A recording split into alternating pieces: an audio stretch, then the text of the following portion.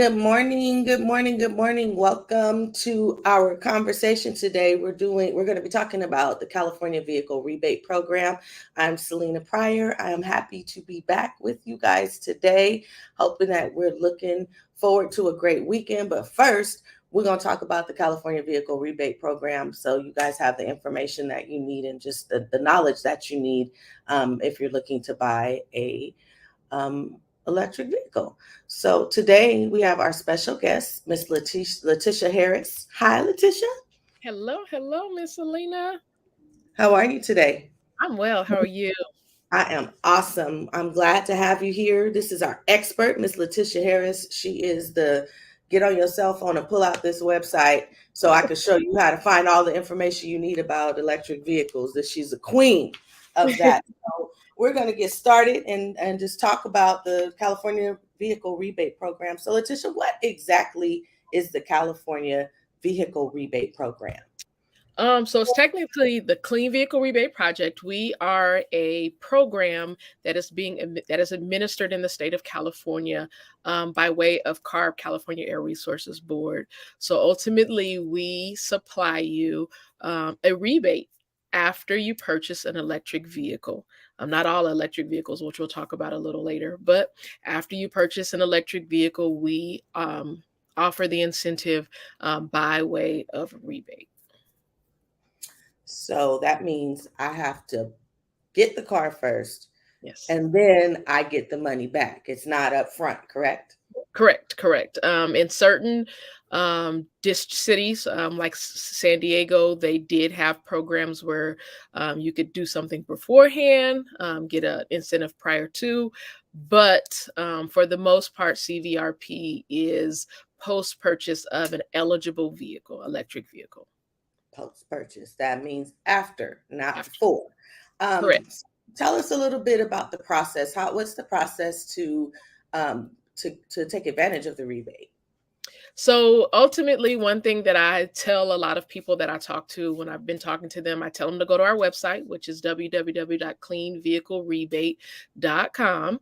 .org. I'm sorry, cleanvehiclerebate.org. So going to that website, we have online a savings calculator. So I tell them to go play with the savings calculator, and there you can actually see exactly what incentives you could potentially qualify for. Not only that, then you can also see the eligible vehicles. So after you know what it is that you can qualify for, you see the list of eligible vehicles, then I tell them to go out and test drive as many as you can, because different vehicles have different features, different accessories, they drive different.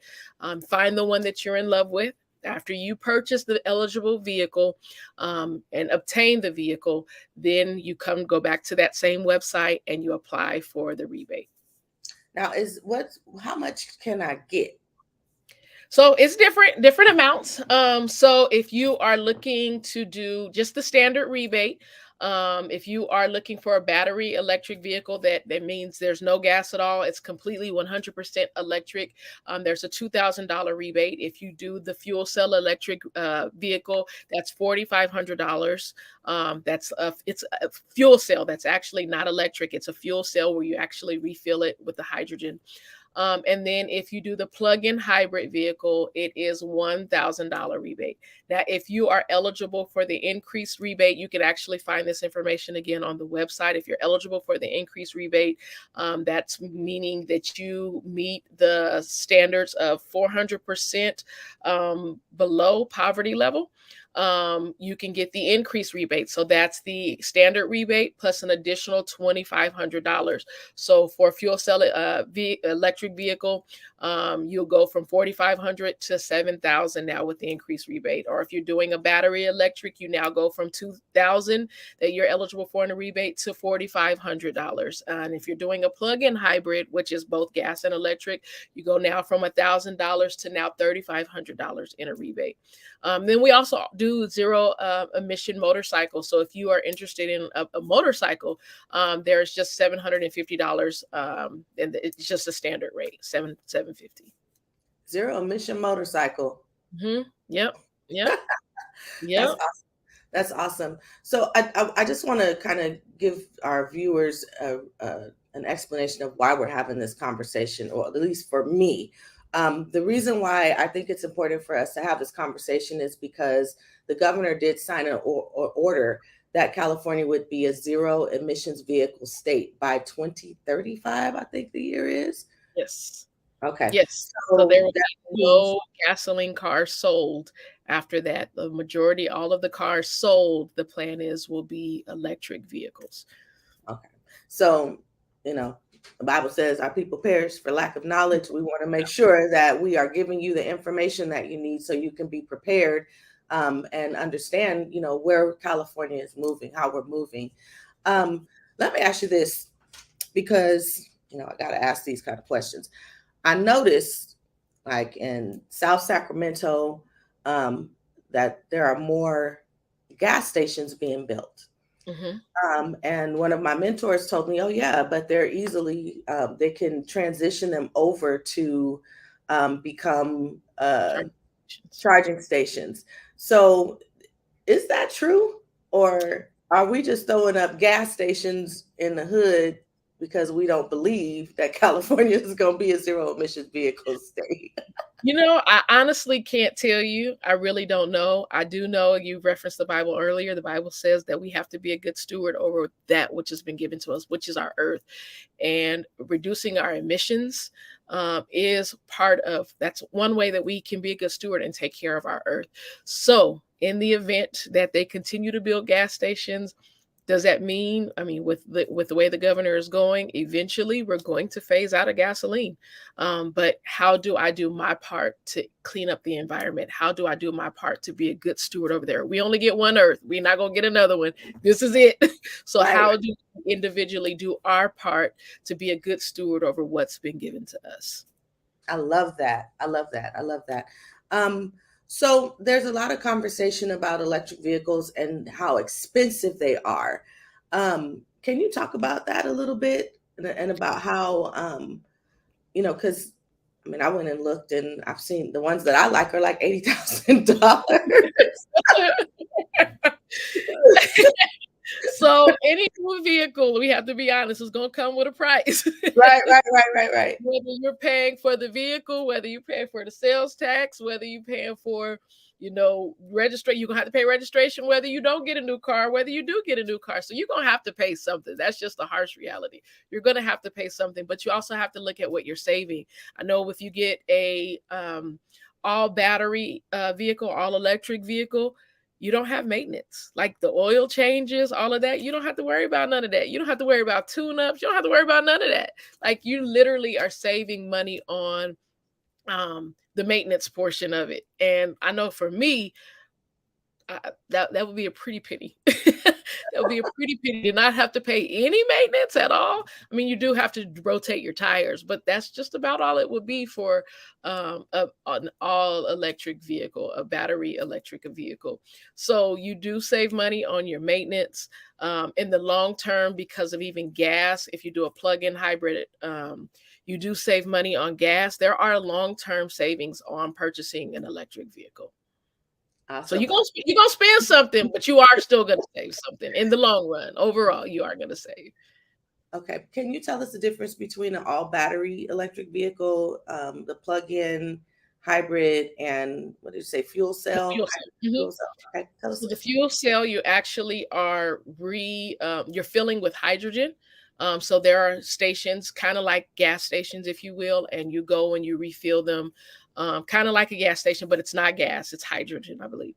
A battery electric is kind of like the battery electric means there's no gas at all. You are literally charging. It's 100% electric. There is no gas. There's no fuel cell. There's no hydrogen. There's nothing. It's literally you plugging it into the wall and that's it. And then a plug-in hybrid actually is both. It's the best of both worlds, if you will, for those that have kind of what's called range anxiety, or your lifestyle doesn't permit for you to go completely all electric. You are literally, you have the electric portion, but also you still put gas in the vehicle. So you'll be able to drive electric. And then when the electric runs out, it kicks over to the gas. Let's talk about this range anxiety for a minute. Because that is the one thing that for me, when I went to the site, I was like, okay, I'm gonna have to plan my trip. I'm Hmm. gonna have to figure out A, how long it's gonna take me to get there. B, how long will the charge last? Hmm. And if it doesn't last long enough to get me there and back, I gotta go sit in the parking lot of Walmart for 2 hours. We're So laughing about it, but like that's a real thing. I'm like, range anxiety is real. Range anxiety is a real thing, especially for like myself. I'm a mom, so I'm constantly picking up here, going here. We got practice here. Like, am I gonna have enough of a charge to do everything I need to do? So range anxiety is a real thing. So with all battery electric, you do have to actually plan out your trip. I did talk to a client, our customer one time, who literally did a cross country trip in an all electric vehicle, and he showed me how to plan it out. If you go to PlugShare, has an app, you can go and you can actually see where all of the charging stations are, so you can actually, and even some of the vehicles now have that technology to tell you where the next charging station is, like a gas station, where the next charging station is, and all of that. But PlugShare has an app that you can go on to, tells you all of the information for that plug or for that charging station. Like, does it cost, how much does it cost, what are the access codes, do you need any information? And so you do have to plan out your trip. With a plug-in hybrid, which is actually, I have to say, for my lifestyle, was actually a better choice for me, because in the event that I run out of the electric charge, I have the gas that will kick in for that. So it doesn't take as much thinking, if you will, but it's kind of helping ease out of that range anxiety, because you're learning more to plan your trip. I'm gonna keep that in the forefront of my mind. It's a pretty big jump, and you don't realize how much you drive until, like, you really have to plan that trip out. And then even if you have a charging station at home, you could charge at night, overnight, while you're sleeping. You'll charge. Or I know one time I had a rented an all battery electric vehicle, and so went to Target, and there were charging stations at Target. So just plugged the car in and went to Target, do my shopping, and it came out 45 minutes later, and I was ready to go. So you went to Target and you needed to charge the car? Yeah, I did. I did. Because I don't have a charging station at home because I was renting Oh, the car. So had I okay. not rented the car, I could have came home, did whatever I needed. Well, it's not gonna charge that fast at home, but I would have had some bit of a charge if I would have came home. But I needed to charge the car because I don't have a charging station at home. And ended up going in Target. I needed to go to Target anyway and charged it in like 45 minutes. I was done. Awesome. So I heard about a program, and I don't know if this is still if they're still offering this, but where you could trade in your car. Your Yes. Okay, can you talk about that a little bit? So some programs, that's not necessarily our program, but some programs allow you to trade in your vehicle, and you have to meet certain program guidelines. You trade in your vehicle, and after you trade in your vehicle, they also give you a rebate for your car in exchange of you trading in your car. It's kind of called scrap and replace. You're scrapping out your old car that has been a gas guzzler and is horrible for our environment, and replacing it with a more environmentally and friendly car. You are able to actually stack those incentives with our program. As long as you purchase one of the vehicles on our eligible list, you can actually stack those rebates with our rebate, which gives you a greater savings in the long run. Stack. Let's talk Mhm, about that. Just mhm. what does that mean? Stack. So Stack rebates. let's say you get the standard rebate for a battery electric vehicle, which is $2,000. You get that rebate plus whatever it is that program incentivized. So if they say we'll give you $7,500 for your vehicle with the scrap and replace program, you'll now get our 2,000 with their, whatever amount that they're giving you. And so if you go to the website again, like I was saying earlier, and play with the savings calculator. You can input all of your information, whether you want to scrap a vehicle, replace a vehicle or not. If you don't want to replace a vehicle, that's fine. But if you want to replace a vehicle, you can even enter that information in there, and it will tell you all of the incentives in your region that you're eligible for and that are available in your area, which include that program as well. This is some great information. So we're at our 15-minute mark, and I think that we've kind of gotten a lot of information. I know my mind is kind of racing, which it does when I have these conversations. So I think we're gonna stick a pin in this conversation here and come back in a couple of weeks and kind of build on this. But is there anything that you would like our audience to know, in addition to all of the information that you've already given, that we may not have covered? The only thing is, and I'll go to the website. And it's not just those incentives. You are eligible for a tax credit. If you're eligible for a tax credit of up to $7,500, I'm sorry. And not only that, I know it's big up in the Bay Area. You get the HOV lane access as a single occupant if you purchase an all-electric vehicle.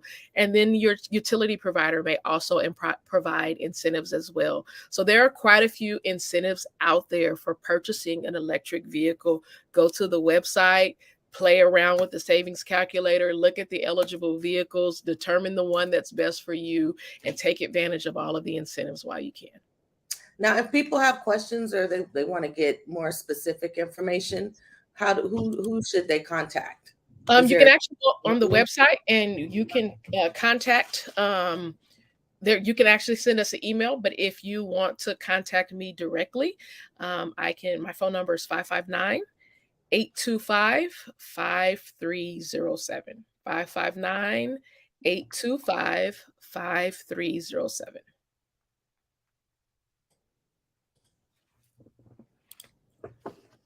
So I'm gonna let this roll across the screen, write it down, or you're gonna have to go and rewatch the whole video to get it. And again, this is Miss LaTisha Harris, and she is with the Center for Sustainable Energy. And we are super excited to have you today to talk about this very important program. So with that, I'm going to give you guys back the rest of your day. Have a wonderful, great weekend, and we hope you learned a little bit about electric vehicles and the Clean Vehicle Rebate Project. Not what I said in the beginning. Thank you guys. Have a great day.